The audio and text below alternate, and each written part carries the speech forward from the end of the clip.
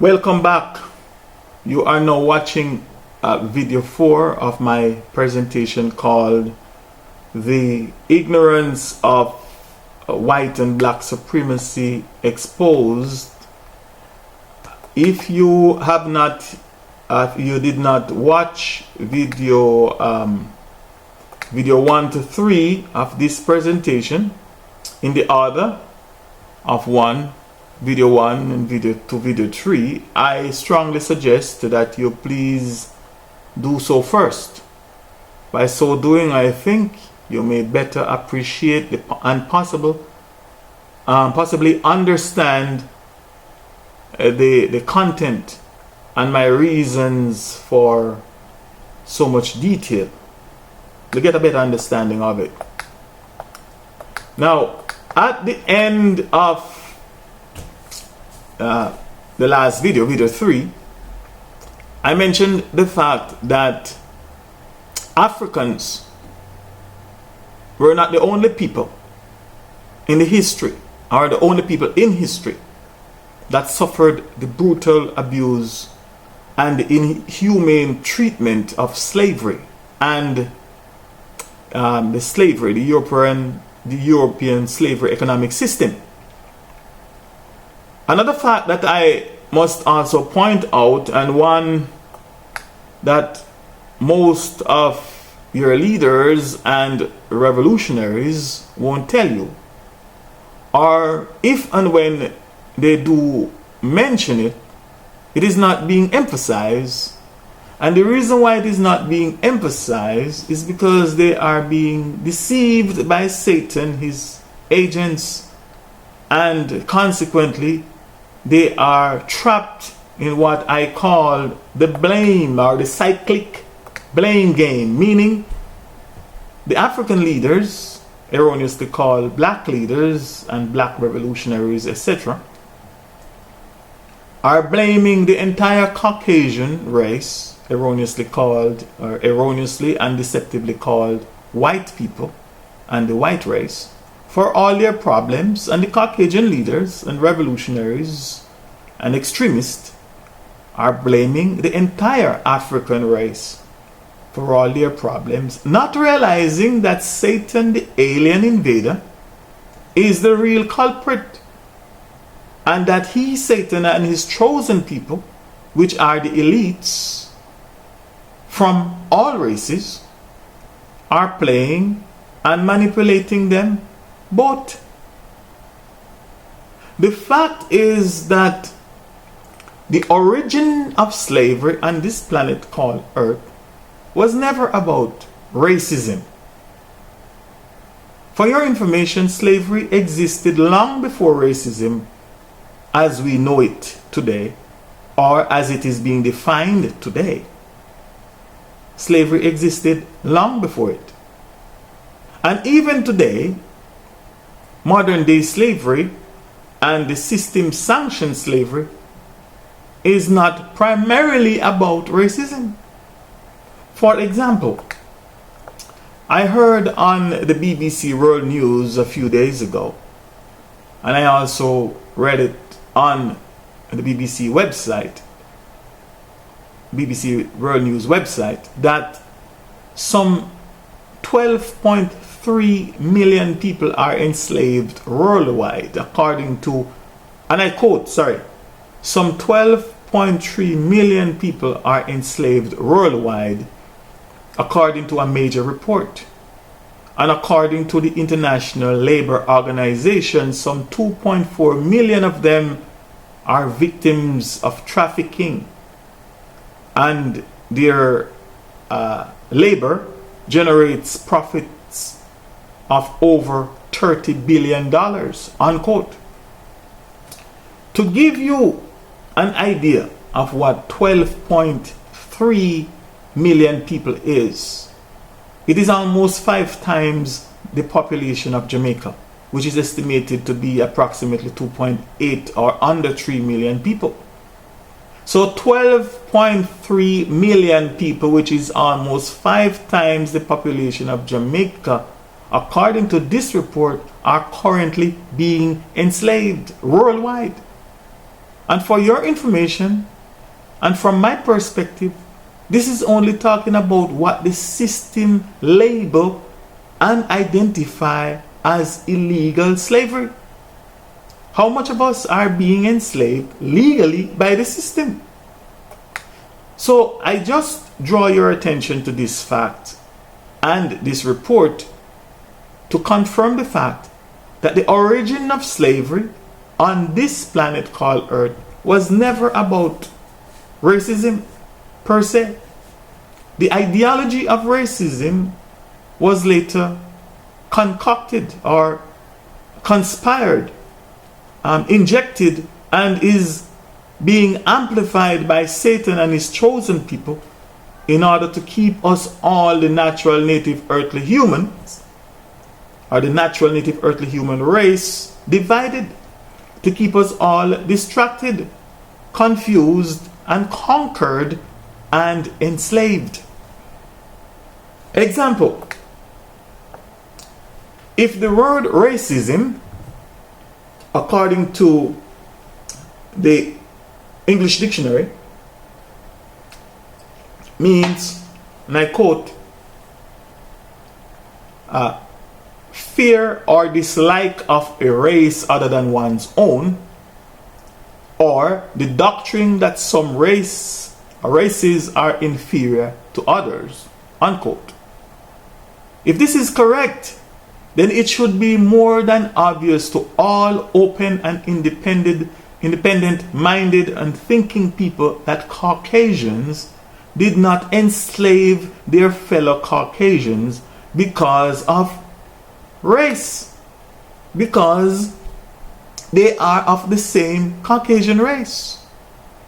Africans or African enslaving fellow Africans and even kidnapping and selling them into slavery was not and is not about racism, because they are of the same race.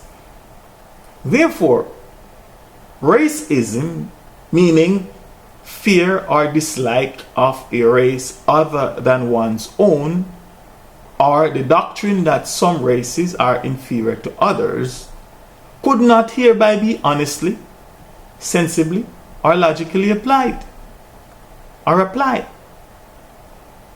Neither was racism the primary reason for the transatlantic slave trade. In other words, the reasons why the Caucasians enslaved Africans were not based primarily on racism. Just like the reason for child slavery in Africa and many other countries around the world today is not primarily about race. In fact, one can present a very strong argument that it has nothing whatsoever to do with race. But the primary reason then, and the primary reason now, is called economics, and thus the global economic slavery system. And what is economics all about? It is about resources. Economics is about it's about resources, human, resource, and otherwise. It is about production and consumption. It is about the transfer of wealth. It is about human exploitation. It is about power, dominion, and control. In summary, it is all about the money, which I, the mystic philosopher, called the mark of the beast. Please listen to my song right here on YouTube, the right channel, called The Mark of the Beast, and stay tuned for my upcoming video on this topic to hear my perspective on the mark of the beast. So again, stay tuned to the right number. Now, something else that I must also draw your attention to while asking you to use your own common sense and make your own judgment. And it is the fact that in all of these slavery systems and governments, among any race of people, past and present, the world over, that it is not the majority of the people that is ruling. In other words, it is not the majority of the people. A system, it is not the majority. Let me repeat that. In other words, it is not the majority of the people, a system of government called democracy, that is called the ruling class. It is not the majority of the people that is governing and enslaving the minority. But it is always the minority called the elites that is ruling, governing, and enslaving the majority. That fact, from my perspective, is very interesting, to say the least. Again,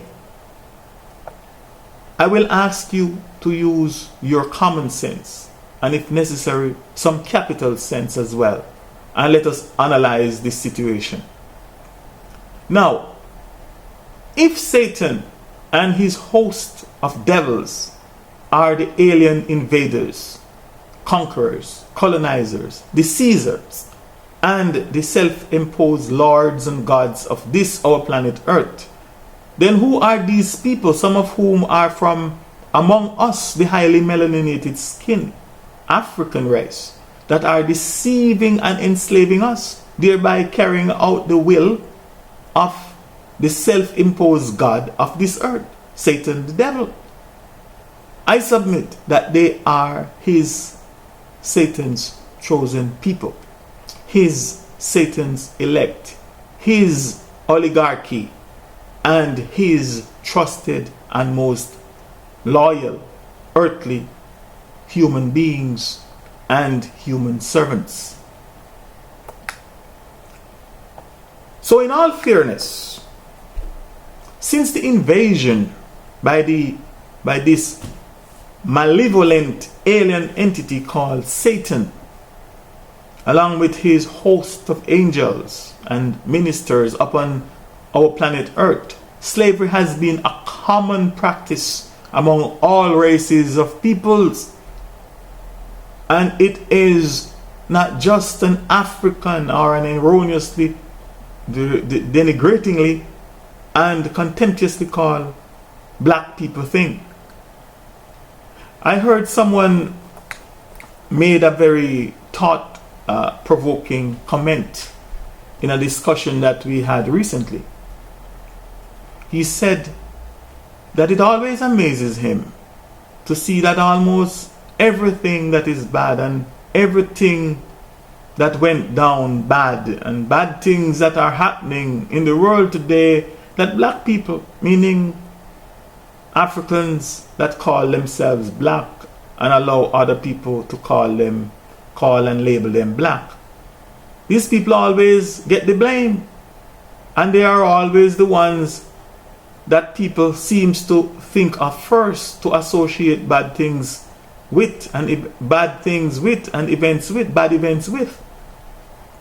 But be it the incidents of crime, violence, poverty, illiteracy, ignorance, diseases, drugs, drug addiction, drug use, unemployment, discrimination, inequality, injustice, ignorance, exploitation, brutality, racial profiling, etc. And the thing that amazes him the most, he continued, is that they, again, meaning those that call themselves black people and answer to the word black, always seem to accept it without much, if at all, any protest or rejection, while some even act as if they expect it and eventually want to claim ownership of it as being part of their culture, their genetics, and their heritage. And slavery, continued, is no exception. And when I thought about it for a while, Not only did I understand what he was saying, but I could also see from some of the practical examples that he gave the truth in his comments. And above all, I also saw the immediate need for us African people, and especially those of us that are the victims and descendants of the transatlantic slave trade, that are still trapped here in the West, fighting for acceptance and equality. It is time for us to make a deliberate effort to change that stereotype, to change this image, to change this blacklisting, to change this spell and black curse of low and no good expectation that has been cast upon us all, and that is overshadowing us, the highly melaninated skinned people of African descent. For example, if or when we hear on the news that certain crimes have been committed, particularly here in North America, and especially when guns and are said to be involved, even though some of us may pretend and will not publicly admit this truth, but almost every one of us, the highly melaninated skinned people from the African community, is put under surveillance. If not by the system and the society, it is self-imposed surveillance. And almost every one of us immediately start praying and hoping that it is not one of us, meaning one of us, the people that is labeled black, that is the perpetrator of the crime. And it goes even worse. It gets even worse. If a crime is reported by the news media to have been committed by a black male, then every system called black male in the community automatically becomes a suspect. Rather, every person or every male in the community called black male is automatically becomes a suspect. We all become suspect once the news media present the accusation or that the news that the crime has been committed by a black male, and all of us in the community that the system labels as black automatically becomes a suspect. And if it turns out to be true, which most often is unfortunately the case, most of us from the blacklisted community feel shame and disgust. And some of us even experience the emotions of guilt, even though we might not even personally know these criminals. We still feel bad simply because we are all called black, labeled, profiled, and listed black by the system and the society in general. And because black means nothing good, then nothing good is expected of anything black. Above all, the evidence will show that people most oftentimes manifest the characteristics and meanings of their names and what they have been called. Once the word poverty is mentioned, the first image that pops in most people's mind is those people that are labeled black people. When the word diabetes is mentioned, again, the first thing or the first image that pops in most people's minds are the people that the system labeled black people. And the same is true when the word slave and slavery is mentioned. The people that the system labeled black are the first ones that comes to most people's minds. And the same is true for all the rest of things that are not good.